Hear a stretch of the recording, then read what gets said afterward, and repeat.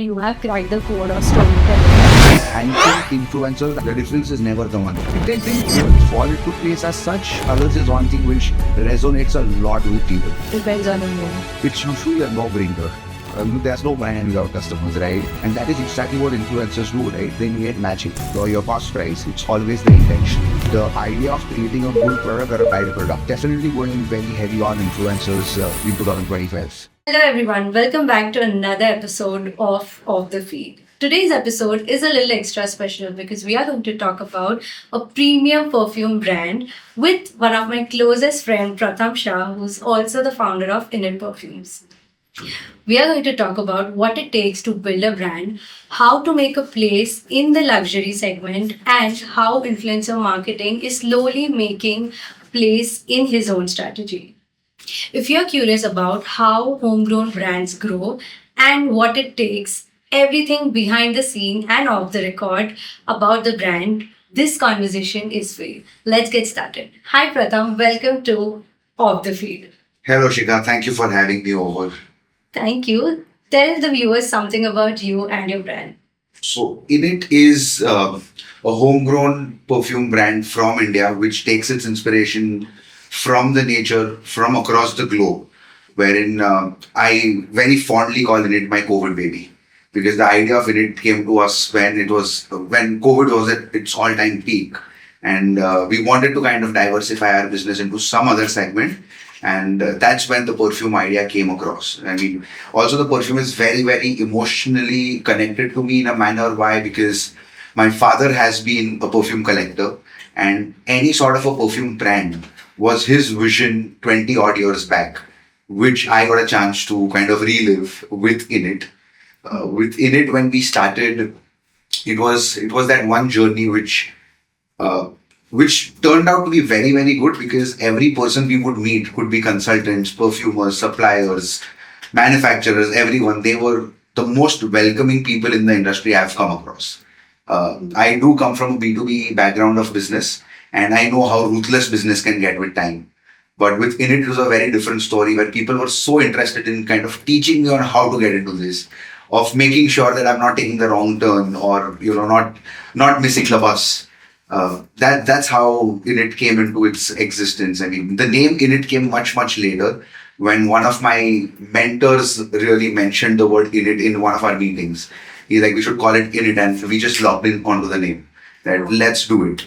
Also, INIT, the first IN comes from my dad's company's name. IN comes from India, where we are trying to build this brand from.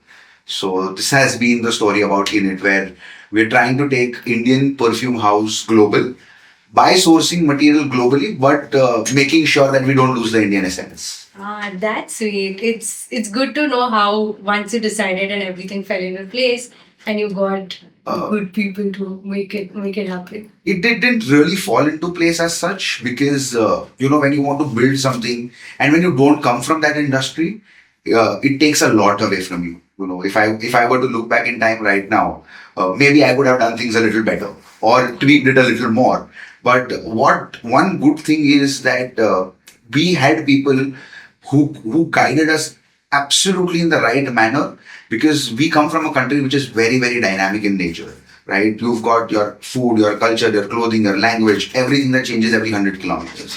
And then to find the right product is very, very difficult, right? Because somebody would just love florals, where somebody would be like, I don't like it, And to make a product for a country with a population of beautiful 140 crore people, it's just very, very tricky.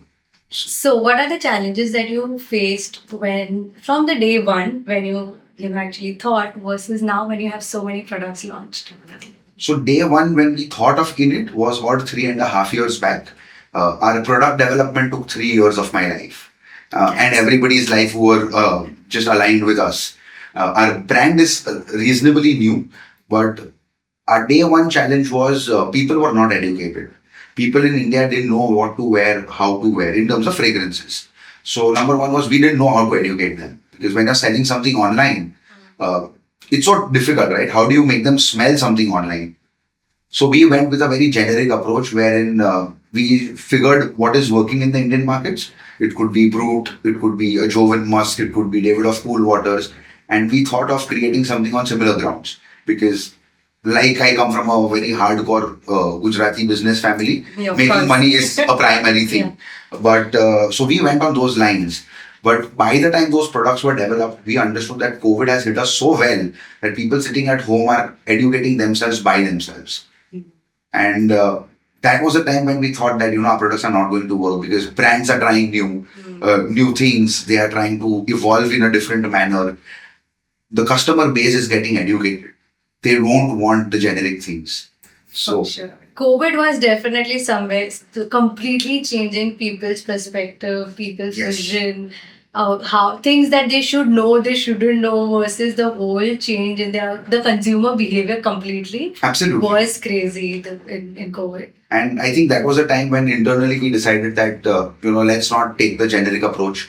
We booked our losses. We took a pivot in terms of fragrances, and that's when I went on to LinkedIn and begged, borrowed every possible information that I could from top perfumers across the globe. I made sure I messaged them, I be in touch with them, and pleaded them to create fragrances for us. And to my luck, there were some of them who actually supported us.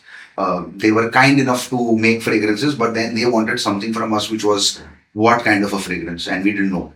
We wanted something new, but we didn't know what. That's when we thought of we thought of taking a very different approach, wherein every perfume, perfumery is an art, and that art is just like music. So, Saregama part does not change, but every tune is different. Similarly, with perfumery, most of the ingredients are the same. It's just the compositions that keep changing, and that's when your fragrances evolve. So, what we thought was that instead of doing this, let's create perfumes based on one thing which is common not only in India but across the globe, and those are emotions. A person who's happy is not going to cry. A person who's sad is not going to laugh. Yeah. So your emotions remain constant across the globe, across situations. And then we thought of, let's create something which hits people either with nostalgia, with young love, with activeness, with maybe just a cocktail in their hand over the beach, or takes them to a party, or makes them feel confident. So that's when we came up with the line that INIT is not a perfume, but it is the essence of you. That's beautiful. Yeah. So that's what we do. So, to be honest, there are a lot of other perfume brands also in this industry. What makes INIT stand out and not the same as the other brands? So there are multiple brands which are doing very, very well, far better than what we do at INIT. And of course, I would love to take inspiration from them. But having said that, India is categorized between a lot of divisions, right? Number one is your deodorant division, which is ruled by Fog, Set Wet, and brands like them. Then you've got other brands which are much economical in, I would not want to name them, but they're much economical in their own manner, which is picking up big time. Then there is a placement of brands like INIT, which is a little on the expensive side, but it gives you something which you could possibly buy it only from a duty free. And then we've got only imported perfumes. So what makes us different is we give Indians the real concentration of perfumes, which is called the EDP or the perfume. Because that is exactly what is going to work in tropical countries like India. Not many people know that EDC, EDT, EDP and perfume. There are so many categorizations while manufacturing it. EDCs and EDTs don't really work in India because we come from a very tropical, very humid country. So this is one way we differentiate ourselves.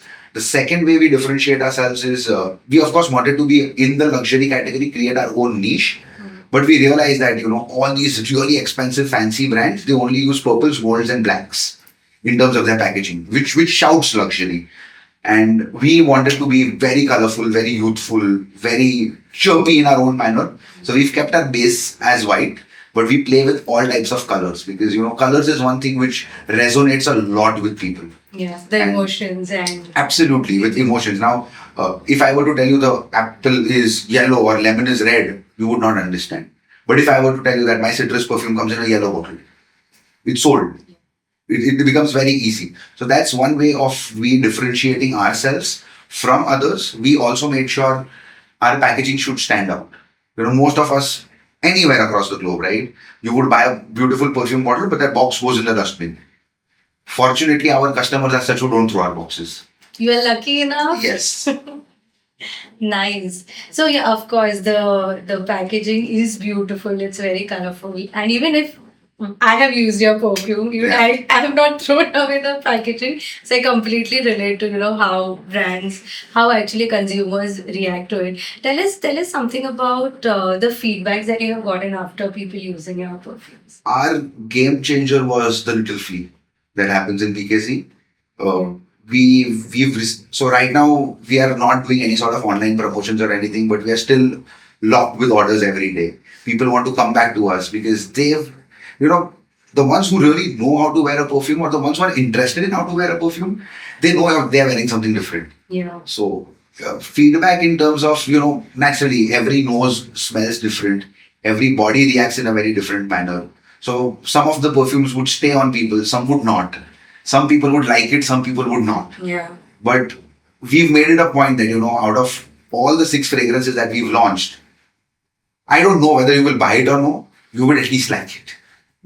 Our perfumes are such which are long lasting, but they just linger with you. So if you're walking past somebody, they know that, there's something that has gone by. Yeah. They're not going to cause you a headache. They're not going to be overpowering because, like I said, it's the essence of you. So it has to merge with you. It cannot be shouting that I'm wearing something. It doesn't work. Ah, nice. That's pretty cool. So, what are your plans with INIT Perfumes when it comes to growing? What stage are you looking for, visioning your brand to grow?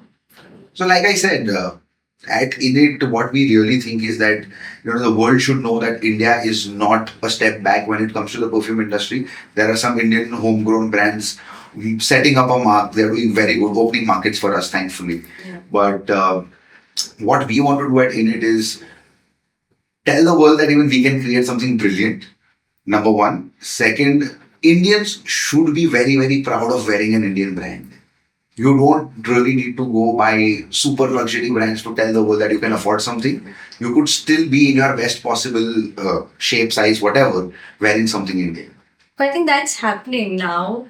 Especially from last 2024 was actually a big thing where people used to go loud enough and say, "Oh, this is an Indian brand," and we support Indian brand, and even um, Modi ji is supporting next level to homegrown brands, and so people are being proud of taking the pride of the Indian products and brands. So that is of course there has been quite a shift in terms of people being more accepting in trying Indian brands.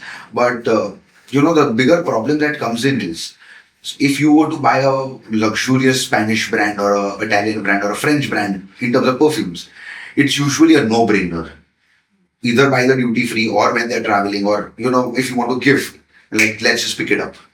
But with Indian companies, they think twice. Will this actually be worth it? Should I actually be investing money here? Yeah. And with expensive brands, the other thing is even if you don't like it, you're still going to wear it. Because that's not when you term that I'm wearing this fragrance. You tell the world I'm wearing this brand. It's a brand statement, lifestyle statement. Exactly. So at INIT, I always tell our in-house team and everyone that, we are not a perfume company. Let's become a lifestyle company first. Let our customers be very proud on what they're wearing. Let it shout that, I'm wearing myself today. And that's what we want to do. So, Pratham, tell us more about key drivers in INIT Perfumes. As in for growth. Yes. Number one is our team. I have been very, very lucky enough to have super self-motivated people be a part of team INIT. The second key feature is our customers. Because there's no brand without customers, right? They have been very, very kind to us. Some of them are so beautiful that they would just now randomly drop us a WhatsApp message that we've passed on your number and your website to other people and they are going to buy it. And in the next 15 minutes, we would have the order in place. Thirdly, what the real growth that we saw was post our participation at the Little Flea, when that was the first time we were exhibiting in some sort of an offline event wherein we could make people experience what they are going to be wearing and how it would be.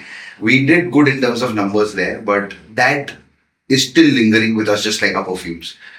People still message us, call us, place orders because of what they had smelled so many months back. Because naturally, after smelling this, they've gone to other places, kind of maybe searched if they can find something similar. But lucky enough, nobody's copied us till now. So we could still get it. So that's been the real Key driving feature for the group. yeah.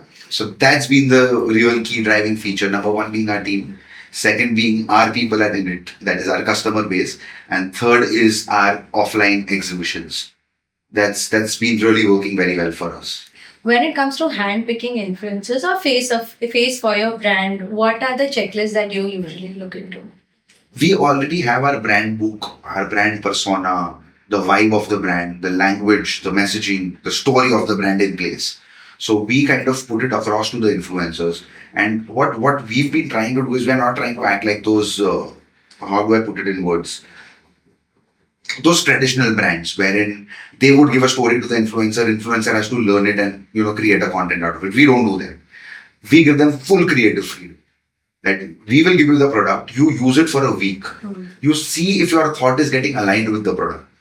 If it does, then you create something, but just follow these little things. Now, I would not want any beautiful looking influencer wearing a purple attire and showing in it number 3, which is a citrus perfume.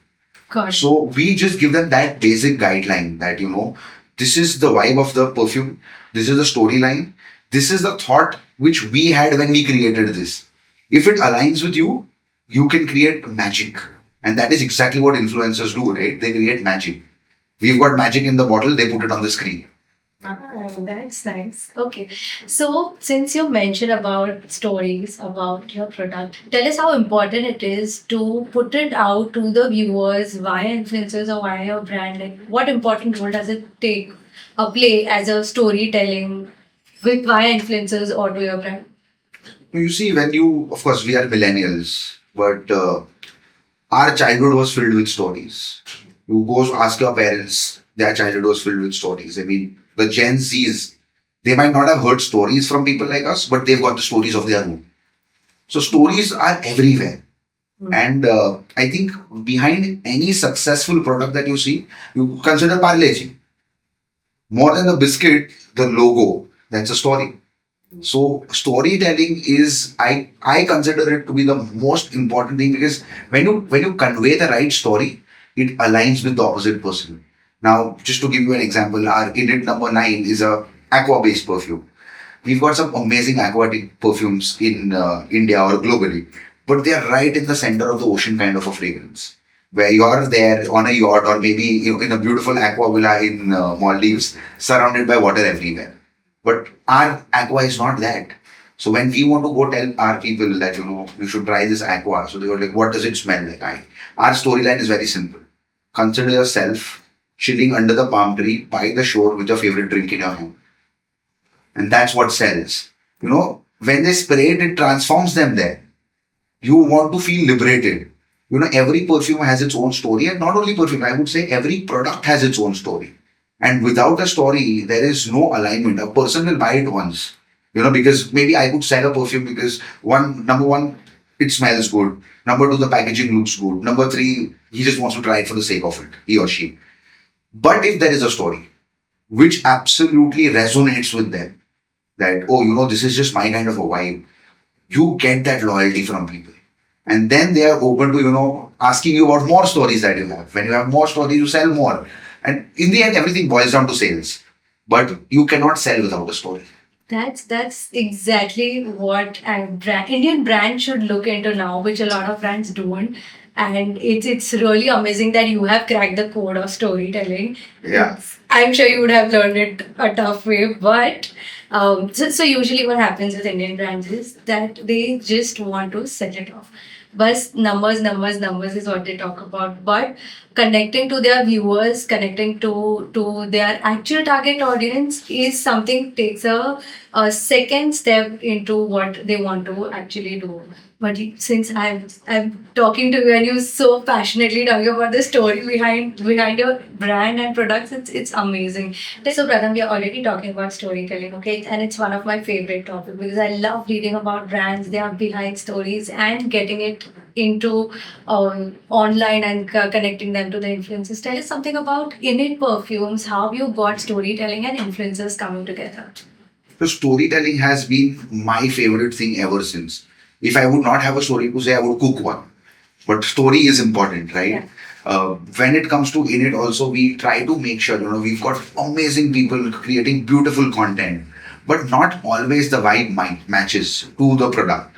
So what we do is we handpick influencers as of today, wherein, say if there's somebody who's a biker and they are riding from Bombay to Ladakh, and you've got all of these things happening on YouTube, Instagram, everywhere. Everybody's become an avid traveler. Somebody's into the luxury category. Somebody's showing the van life. So we see what this person is all about. And if that, like I said, if there's a biker, in it number 5 and in number 10, it just matches with that rough macho kind of a character that he has. Now, if there's a beautiful female influencer who's all about dressing up well, showcasing a lifestyle, that not everything can be bought, but you need to have that class, that sassiness or whatever. In number 7 falls in there. So similarly, we look at people on what they like creating. Then we sit down with them, we tell them the story behind what were we thinking when we made this. Naturally, because all these perfumes, not only ours, but any perfume house you see across the world, they are all very complex in nature. And it's funny that your nose is the first sense that gets activated across all your senses in your body. And depending on your mood, you're going to smell what it smells like. So maybe if your mood is very good, you might smell the best ingredient that has gone into the perfume. But if your mood is bad, you might just not be able to smell it. So, there's a lot of science that revolves behind it. But now to explain this to the world, I mean, most of these perfume buyers, what do they? They would just spray, oh yeah, I like it, and they walk away. But that first sniff is only going to last on them for 5 minutes. Is not what they understand. So we make sure that influencers communicate this with the story. A certain level of education to the customer is so important, because the day a consumer gets educated, that's when he becomes loyalty. Because you passed on that information that, listen, this is not how it's done. You could possibly tweak that a little bit, and that's when he or she would be like, just because you passed on that information to us, we would want to try all their products. And this is exactly where we are trying to use influencers, because the way they communicate information, it travels faster than light.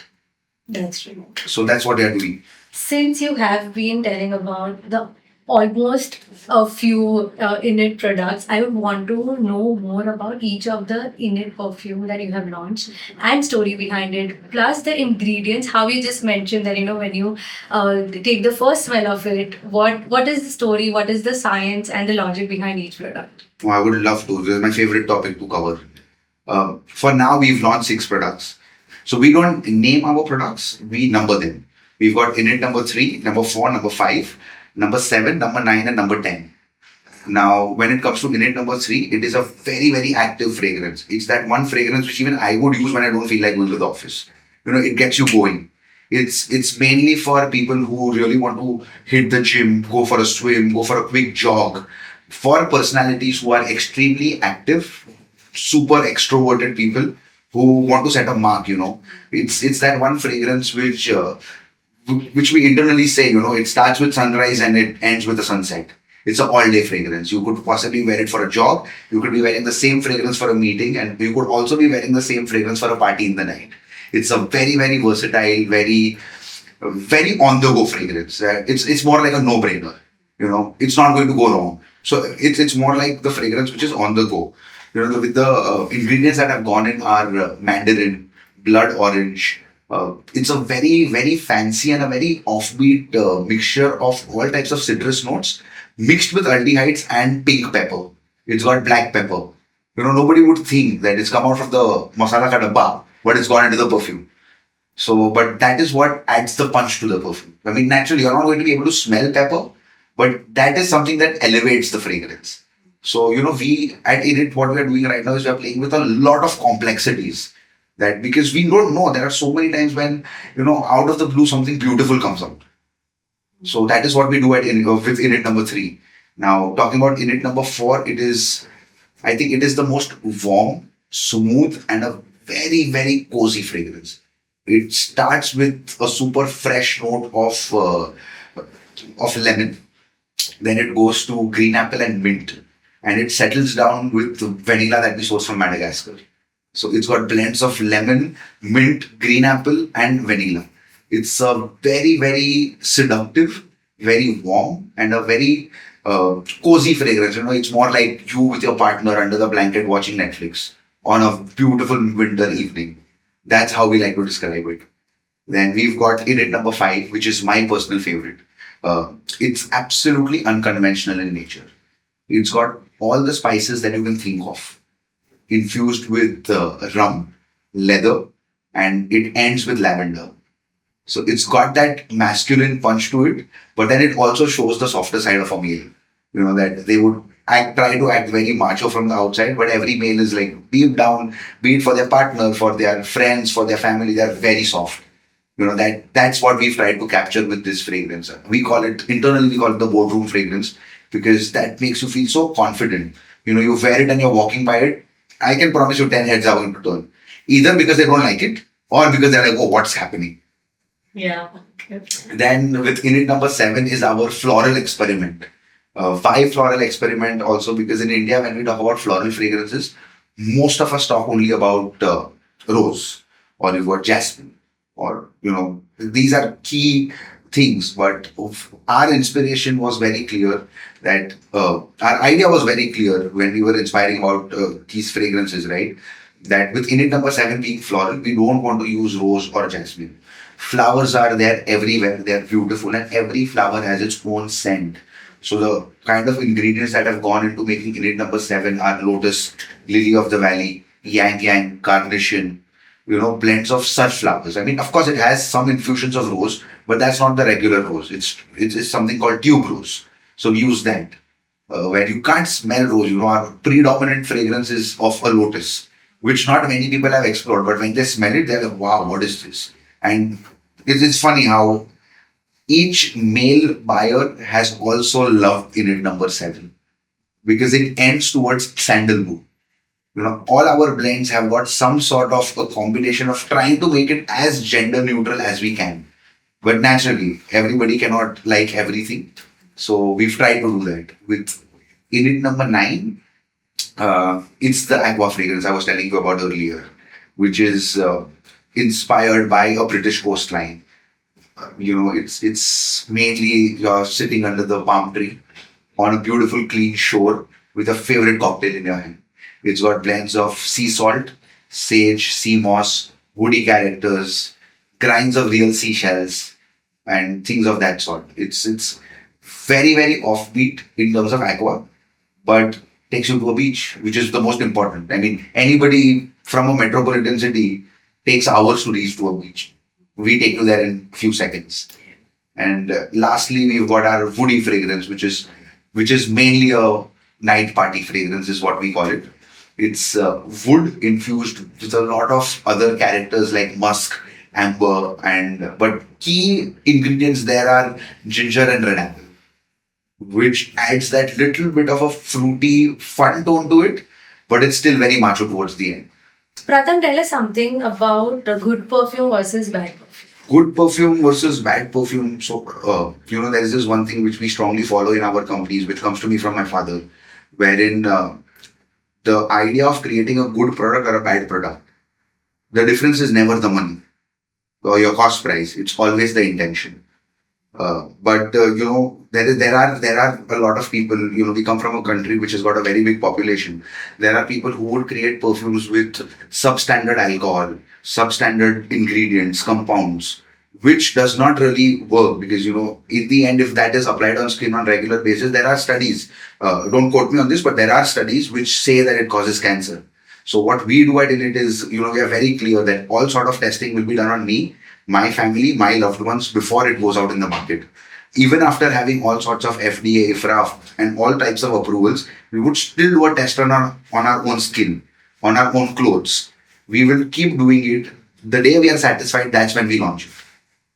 Wow, that's actually extremely personal info that you have just shared on asking what is good versus, but that's very impressive how the brand owner, you being a brand founder, actually implements the product and uses product by themselves and then tries to put it out in the market versus there are a lot of people who do it the other way around. पहले देख लेते हैं कि ये कौन सा product चल रहा है, कौन सा नहीं चल रहा है, and then they would do it that way. I mean, it is their ideology, and I could not say that the ideology is wrong. But our approach towards everything has always been very. So again, we don't call it we don't call our customers, right? We call it people of INIT. And if that's the case, I would not want my people to use substandard things. So our approach towards our brand, our perfume, and the product that we want to give out has always been that. We are trying very, very hard in terms of getting people aligned, mainly understanding, what they really enjoy. But, it gets very difficult because, again, perfumes or any type of a lifestyle product, earlier back in those days, used to be only fast food. Now you hear fast fashion. So, times are changing, things are getting dynamic. So, community building will happen eventually. But for that, a person needs to try either at least 50% of what our offerings. And that's when they are convinced that, this is my brand. And the day that customer starts to say, or people of INIT start to say, that is my brand, it's the game we win. What are your future plans with INIT? So INIT right now, like I said, we've numbered our perfumes. So number 3, number 5, and number 10 fall under the male category. Number 7, which is a floral, falls under the female category. Number 4, which is the seductive mint with vanilla, and the aqua, fall under the unisex category. By the end of this month, we should be launching 2 another feminine fragrances, which are going to be very fruity floral and aquatic floral, along with one oud. But that's not the oud which the world has been smelling. Our creation is going to be very different. It is French oud. So it's got a lot of strict Englishness, elegance, sophistication, but with the oudi tones. And then the journey's just begun. We are just at 9 products. We want to take our SKU to at least another 90, 100, 1,000 products. We don't know. Just out of curiosity, what is female fragrance versus what is men fragrance and what is unisex? What are the difference between the gender? So this is very, very interesting. Why? Because the way we wear fragrances in our country, it's not right, to be honest. Because originally fragrances were worn to attract the opposite sex. But what we have done is absolutely opposite. We do something which we like, not thinking about what the person is going to feel, right? Also, this is again science, right? Males across the globe, they sweat a little more than females, and their sweat has a particular odor to it. So your fragrance or your perfume should be masking it. What we do is, a male would be wearing oud, leather, wood, and things of that sort because he likes it. It makes him feel very confident, very macho, very on the go person. But that's not how it works. Because he likes it is why the female is supposed to wear it. Wherein, when it comes to the males, they have to wear a floral, a fruity fragrance because that, number one, it overpowers their own odor. It makes it, the entire body odor becomes pleasant, which eventually attracts the opposite sex or makes you feel good. Fragrance is all about making yourself feel good. It's not about wearing it because you want to command an action. And when it comes to unisex, I think all these perfumes that have been made till date, you cannot categorize an ingredient based on the sex that you have. Vanilla could be male and female both. Similarly, rose, if infused with oud, would be a masculine fragrance. But rose, if infused with some sort of a lily or jasmine or something, becomes a feminine fragrance. How do you differentiate? You technically can't. And no, there is no ingredient that comes with its list of sexes, right? You don't have that. So everything is made for everyone. But because it becomes easier for our people to understand what they should be selecting based on their liking, we all bifurcate between male, female, and unisex. Otherwise, you could pick up anything. It can make you feel equally confident. It can make you feel equally good. Depends on the mood. Absolutely depends on the mood where you are wearing it. You cannot be wearing a very, very heavy floral fragrance for a funeral. Yeah. Right? I mean, I'm just being very honest and very unapologetic about it. But similarly, you cannot be wearing a very aquatic fragrance for a party that you're going out at 12 in the night. You want something which is dark, which is bold. It needs to speak about you. Also, this is another problem that we see, right? Here in most of the places wherein fragrances that you like are used for everything. It could be a day wear, night wear, evening wear, jog wear, everything. You wear the same fragrance because you like it. But every event that you attend, everything that you do in your day has a fragrance for itself. I mean, you don't get to see the dew on leaf in the evening, right? You don't get to see it. Why? Because it's made for a particular time. You just see it when the sun is coming out. Similarly, there are fragrances which could be worn all day, but then you need to categorize. You cannot be wearing a gym fragrance to a club. Similarly, you cannot be wearing a club fragrance to a gym. So I mean, that's how you bifurcate.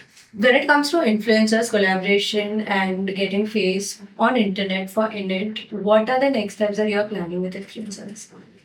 So number one, we see a lot of brands with a lot of celebrity infusions, right? They would possibly have brand ambassadors, this and that. We've been very clear about that we don't want to do it. Because if I want to spend that kind of money, I would want to do it for the people of INIT. It could be my team, it could be my customers, it could be anybody. I would want to give them that kind of offers or maybe give them a better product. But when it comes to influencers, we are going to go very heavy on it. One, because they've got a set of loyal audience. They've got that level of responsibility towards their audience when they talk about things. And third, the information exchange, the kind of media that they use, it is on point. And they are working very, very hard at looking glamorous. They work very hard on making the page look equally aesthetic and whatnot. So we are definitely going very heavy on influencers in 2025. So, what advice do you have for new entrepreneurs or people who are trying to step into luxury industry and they're planning to set their mark or make space in this industry? I mean, young entrepreneurs, as in I am also very young, even in my entrepreneurship journey. But one thing which I have learned is, there are a lot of things which can wait. Everything need not happen today. Because when you start with your entrepreneurship journey, you need to have that sort of a mindset wherein your trade offs are going to be much larger than you think. Your sacrifices are going to be much heavier than you think. It should never happen that few years down the line, if you have to look back, you think that it was not worth it. So, this is one thing. And with all sort of entrepreneurs, be it me or anybody, big or smaller, I don't know in terms of numbers, but there's one thing, nobody comes to motivate you. You have to wake up every morning with self-motivation. And there is no plan B. There is only one plan and that has to fall right. So find your plan right and just keep doing it because in the end, it all falls in place. I mean, when I look back now, I mean, there are times when I still think that, I could have tweaked things, I could have done things in a better manner. But naturally, I can't change the past. But I can tell you one thing with that. If your intentions are right, if your product is good, if you don't want to cheat people, it will all fall in place. Oh, beautiful. Okay. So I do know there is something coming up next with you and the INIT Perfumes. Tell us something about that. We are going on with a very, very over ambitious move, which is actually going to be a make it or a break it move for us. We are launching this new brand which is called Plus 91. Plus 91 because that's the Indian code. You want to make any call, you need to add plus 91. Yeah. So it's a brand inspired by India. It is for Indians, by an Indian, but mainly a Gen Z centric brand, which is a more economical version of INIT, where the quality does not drop, but naturally the prices are a little lower. We are launching 16 new fragrances at once, which for us, maybe for some people it would be a very small move, but for us it's a very, very ambitious move. And it's got it's got very interesting names. So I could give you some. One is called Bite Me, which is fragrance infused with ice cream, marshmallow, and caramels. One is called Fuck Mondays, thanks to the Monday blues everybody has to face. One is called Get a Room.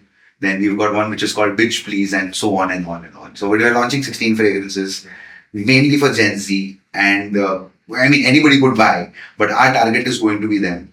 And the pricing is going to be a no-brainer, where everybody could come, try, and take a piece with them. Plus 91 is completely out of the box, I feel. Yeah. It's pretty cool name. The products, the ingredients, the mixture of the fragrance that you just mentioned, it sounds pretty cool and definitely for Gen Zs. But I also would want to know your thoughts for aspiring entrepreneurs or people who are already into the business, some or the other business, and they want to take a next step but they're not able to. I think, plus 91, like I say, INIT is my COVID baby. Plus 91 is my drunk baby. Because the idea came to me on, it was 3:30 in the night when I just woke up from my sleep and wrote this name. And, we are launching this. And then the story started. What to do, how to do. We're still in the process. But, it is by tagging somebody as a millennial or a Gen Z or something, which of course we are doing it, right? Even we are doing it when it comes to targeting, but I think it's just not on point, because there are times when I want to be 16 and I act like one, right? Irrespective of my age. But one thing which I would always tell everyone is that no matter what kind of a journey you are in, it could be B2B, it could be a service sector, it could be a B2C, it could be brand building, whatever. There will be a point when work will become absolutely monotonous. You're going to keep doing the same thing again and again and again. So just find that one thing which you would not be bored of doing again and again and again. That's the only piece of advice I can possibly give, because when I walk into my office, I'm just super inspired with whatever little we've done. We've not conquered the mountains or went for the oceans. But with whatever little we've done, it needs to get you that inspiration that, whatever we're doing, it's right. It's okay. Rome was not built overnight. Similarly, brands will not be built overnight. And, with all the valuation game going around, people are talking about 100 crores and 1,000 crores and everything. Don't make yourself feel anything lesser than them, even if you're making less than 10 lakh rupees. It is okay. Because, there's this very interesting thing that you aim for 100 crores. You keep working for it. And then one night you will have those 100 crores. What are you going to do the next day? You have nothing to do. After reaching that target, make sure you're not jobless the next day. Jobless not in terms of business, but in terms of work. If you have no other things to achieve, it's not worth it. That's one thing that keeps us also driving. That, we've not set any sort of monetary targets. Whatever will happen for the best. I mean, nobody gets more than what they deserve or before their time. We will also get it. And everybody else will also get it. This was such an inspiring conversation, Pratham. I know we have been talking about this off the record and off the field a lot about your brand, about your strategies, but on record, on camera, it was next level. I had so much information which probably I didn't had before, or some topics that we never discussed, like why and how people divide fragrances into men's versus women's and unisex perfumes and all. It was I think a perfect conversation. I would want to know about a premium perfume brand or about this industry. Thank you so much for being part of Thank you so much for having me over, and I'm sure we could exchange a lot of information. Uh, it's good what you guys do. This type of information should come out to the world. They should know what they're doing. I think I just wish you all the best for whatever you're doing. Wish you luck for plus 91 and the Gen Z targets. We need a lot of luck while targeting the Gen Zs. Yeah. Thank you very much.